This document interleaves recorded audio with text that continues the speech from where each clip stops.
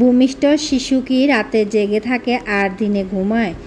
অনেক শিশু জন্মের পর রাতে জেগে থাকে আর দিনে ঘুমায়। আবার অনেক শিশু সাধারণ নিয়মে রাতে ঘুমায় এবং দিনে জেগে থাকে বা ঘুমায়। যেই সকল শিশু রাতে জেগে থাকে তাদের মা এবং বাবাদের জন্য খুবই কষ্ট।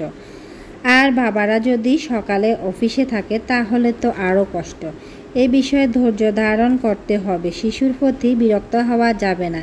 তাকে নিয়ে আজে বাজে মন্তব্য করা যাবে না। আল্লাহর কাছে সাহায্য চাইতে হবে যেন তিনি সব কিছু সহজ করে দেন। এই অভ্যাস কোনো পদ্ধতির মাধ্যমে সাধারণত পরিবর্তন করা সম্ভব নয়, কারণ এটি ওই শিশুর জন্য স্বাভাবিক। শিশুর বয়স যখন 6 মাস বা তার বেশি হবে তখন দিনের বেলায় তাকে কিছু সময়ের জন্য জাগিয়ে রেখে রাতে ঘুমানোর অভ্যাস করতে হবে।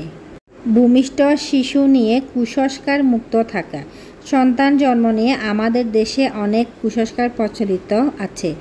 এই সকল কুসংস্কার থেকে আমাদের দূরে থাকতে হবে এবং অন্যদেরকেও বোঝাতে হবে, কারণ অনেক কুসংস্কার শিরকে পরিণত হয়ে যায়, যা আল্লাহ কখনো ক্ষমা করবেন না। গ্রাম অঞ্চলে এখনও প্রচলিত আছে যে প্রেগনেন্ট মাকে নিজ ঘর থেকে আলাদা করে দেওয়া হয়, তাকে নিম্নমানের একটি আলাদা ঘরে রাখা হয়। তার থেকে বাড়ির মানুষজন দূরে দূরে থাকেন, তার ঘরে গেলে ক্ষতি হতে পারে এমন মনে করে। এগুলো সবই ইসলাম বিরোধী। একটি শিশু যখন ভূমিষ্ঠ হয় তখন সে এক জগৎ থেকে অন্য জগতে আসে। তার পরিবেশ পরিপূর্ণভাবে পরিবর্তন হয়ে যায়, সেজন্য তার নানা রকম সমস্যা দেখা দিতে পারে। অনেকে শিশুর কোনো বিষয় একটি এদিক সেদিক হলেই বলে ফেলে যে তাকে ঝিনে ধরেছে। এই ধারণা করা ঠিক না, বরং অতি সত্বর শিশুকে ডাক্তার দেখাতে হবে এবং কোনো কবিরাজ বা কোনো মৌলবীর নিকট যাওয়া অনুচিত। ওরা কুসংস্কারচ্ছন্ন, ওরা চিকিৎসার কিছুই জানে না। শিশু সন্তানকে শিরক থেকে মুক্ত রাখা। তারপর সন্তান জন্ম হলে তার কপালে কালো টিপ দেওয়া হয়, পায়ে কালো টিপ দেওয়া হয়। এগুলো কুসংস্কার, এগুলো করা গুনাহের কাজ। অনেকে কথায় কথায় বলে থাকে শিশুরা হচ্ছে ফিরিস্তা। এই ধরনের কথাও ঠিক না। শিশুরা হচ্ছে মানুষ, তারা ফিরিস্তা হতে পারে না। তবে হ্যাঁ, তারা নিষ্পাপ, কিন্তু তারা ফিরিস্তাদের মতো নিষ্পাপ এই কথা বলাও ঠিক না। ফিরিস্তাদের জায়গায় ফিরিস্তারা আর মানুষের জায়গায় মানুষ। এই দুটি আল্লাহর আলাদা আলাদা সৃষ্টি, কারোর সাথে কারো তুলনা করা ঠিক না। মনে রাখা প্রয়োজন যে মানুষের সৃষ্টি মাটি থেকে, কিন্তু ফিরিস্তাদের সৃষ্টি নূর থেকে।